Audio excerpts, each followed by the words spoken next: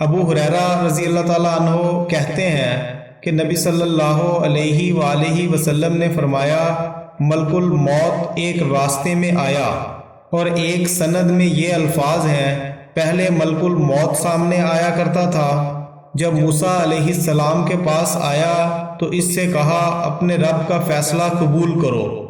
موسیٰ علیہ السلام نے اس کی آنکھ پر ہاتھ مار کر اسے پھوڑ دیا۔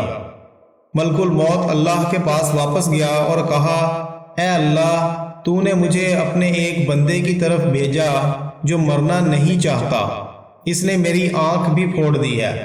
اگر تیرے یہاں اس کی عزت نہ ہوتی تو میں اس پر بہت بھاری ہوتا۔ اللہ تعالیٰ نے اس کی آنکھ دوبارہ ٹھیک کر دی اور فرمایا، میرے بندے کے پاس واپس جاؤ اور اس سے پوچھو، کیا تم زندگی چاہتے ہو؟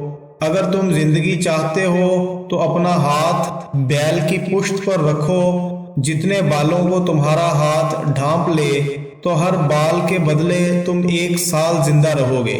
موسیٰ علیہ السلام نے کہا، اے میرے رب، پھر اس کے بعد کیا ہوگا؟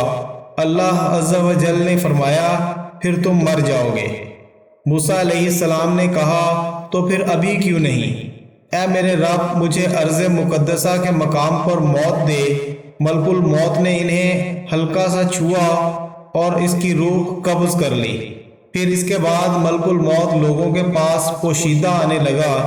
رسول اللہ صلی اللہ علیہ وآلہ وسلم نے فرمایا، واللہ اگر میں اس کے پاس ہوتا تو تمہیں اس کی قبر دکھاتا، سرخ ٹیلے کے پاس رات میں، اور ایک روایت میں ہے سرخ ٹیلے کے نیچے۔